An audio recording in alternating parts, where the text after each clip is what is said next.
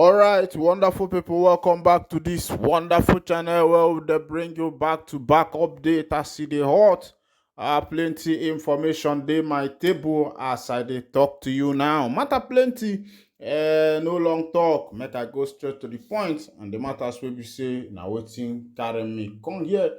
They say Cameroonian forces blocked Biafra National League arm wing from attacking a vessel yesterday. This thing happened yesterday, 20th of August, according to the information wey dey reach for my table. You say Biafra National League, Cameroon forces and Nigerian Navy don battle wetin no good. Hey, this Biafra National League, I don't know the kind of tough army wey dem build. Imagine where two forces dey battle one force. They say Cameroonian Navy and Nigerian Navy na im dey battle this Biafra National League boys dem. They say they wan put bomb for one big ship wey be say e dey for the inside water there. But the battle come plenty. They say the boys withdrew back and they did not bomb the ship again. Make I carry you go for that information. Be like say this one go show you say Biafra get men o, they get boys o wey be say dem dey prepared. Opolo don dey o, this one na rough.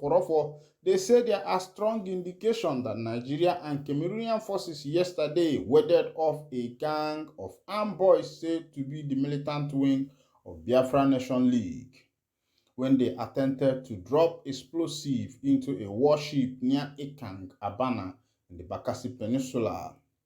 It was gathered that the militants targeted to drop explosives on the warship, but were not able to advance further due to superior firepower. Sources in the neighborhood said the Nigerian Navy may be conducting training exercise on the waters involving the testing of some heavy guns. Other sources stated that Cameroon may have redeployed their forces to beef up security in the joint border security. We know that Cameroon may have also deployed men of the Rapid Intervention Battalion (BIR) in response to the alleged shootout between Biafra separatist militants, the Black Marine, and joint border security forces few days ago, the source said. It was learned that Cameroonian military officers seem to have called for more reinforcement of troops in the Izangele and Idabato subdivision in the peninsula. The militant group has been agitating for the sovereign state of Biafra, warning the federal government to release Nnamdi Kanu, asking Cameroonian authorities to withdraw its men from Bakassi Peninsula. Una don see as e dey sup, they say the boys too, they fight for the release of Mazen Nnamdi Kanu. They also fight, say Bakassi Peninsula, say it belonged to them. You know, during the time of Olusegun Obasanjo, that was the time Cameroon took over Bakassi Peninsula. Some people say it was a game of money. Others said it was as a result of lawsuit and the rest of them. But as it stands now, Cameroonians are the one occupying the Bakassi Peninsula. But the information will be say it reach us. We say the matters will be say they happen there, no be small thing, no. Say the kind shootout will be say e go there. Say the shootout, no be waiting mama go tell pikin. Say na waiting e go take your eye. See, they say police court don order police to release Imo State journalists. You know, say for Nigeria now, the journalists will be said that they call Organo Sonkwa or Chiwo, when they work for Oziza FM for Imo State. The other time was arrested while he finished from his work of duty and was going home in his Highlander Jeep. And unfortunately for him, men of the Nigerian police force accosted and arrested him in the scene. And still up till now, he is still in their custody and has not been released. And court has given order that the man should be released. But the matter be said, the Nigeria of today, Nigeria, the kind country where they obey court order because everybody na power on their own. Governor no they obey court, president no they obey court, minister no they obey court, police and DSS no they obey court. Which kind country we dey? Me, I no know. They say the Federal Capital Territory High Court in Abuja on Friday ordered the Nigerian police to immediately release Chinon Sonkwa, a journalist who was arrested in Imo State, southeast Nigeria. Mr. Oba, otherwise known as Nonsonkwa, was whisked away on 27th July by the police after he finished anchoring his morning program on Oziza FM, a radio station in Owerri, the state capital. The operatives came from the Criminal Investigation Department of the Force Headquarters, Abuja, where they detained the journalist. The Commissioner for Information in Imo State, Declan Emelumba, on 28 July announced that the journalist was arrested for allegedly defaming the state governor, Hope Uzodinma. Mr. Emelumba claimed that the journalist alleged that Mr. Hope Uzodinma and former Niger Delta militant leader Asari Dokubo were behind killings and insecurity in the state. The Nigerian Union of Journalists Imo State chapter will later fault his arrest and demand his immediate release. The group said the state government, rather than arrest, ought to have sued the journalist if they were convinced that he defamed the governor.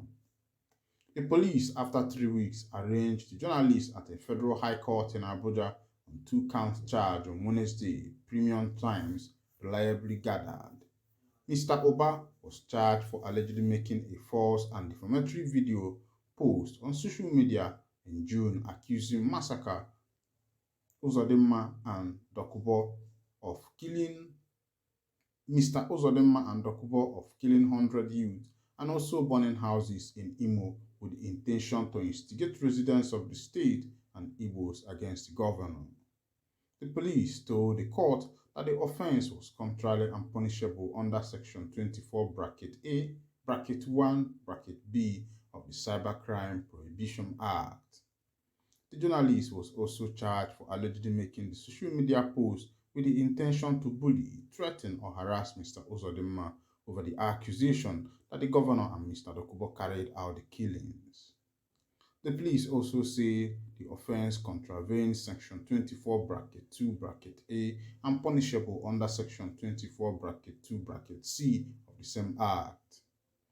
The journalist pleaded not guilty to all the charges. The court declined the journalist's bail application and adjourned the hearing until September next month. Meanwhile, the journalist has earlier on 8 August filed an ex parte application at the Federal Capital Territory High Court, Maitama, Abuja, against Inspector General of Police, respondent demanding his release from detention.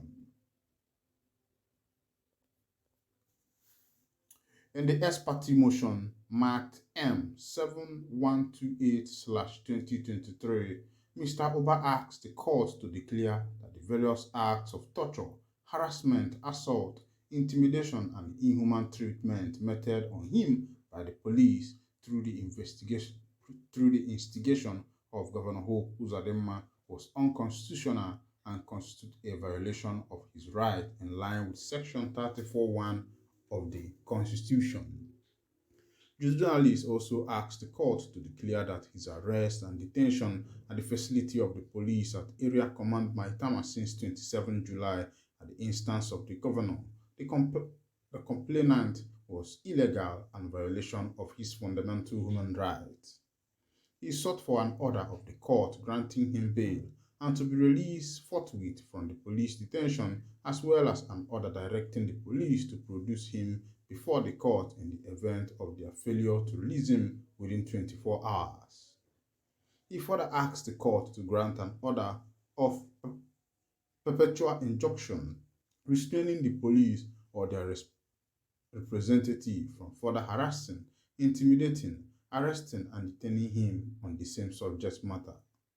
After listening to PAN Ejiofor and CC Okafor, counsel to Mr. Oba, the judge, E. Ekpe, granted all the prayers of the journalist according to a court document obtained by Premium Times. The court document titled Court Order was dated 18th August 2023. despite the court order checked by Premium Times showed that Mr. Uba had yet to be released as Saturday evening, more than 24 hours after the order. First spokesperson Olumuyiwa Adejobi did not respond to the call seeking comment. My people, una don't see as in the hot the country has turned to a lawless country where even the politicians does not obey the rule of law. Meanwhile, I'll be winding down the curtain here, and if this is your first time of joining us on this wonderful channel, please kindly go ahead and subscribe, like, comment, and also remember to share our news. Thank you for listening. God bless you.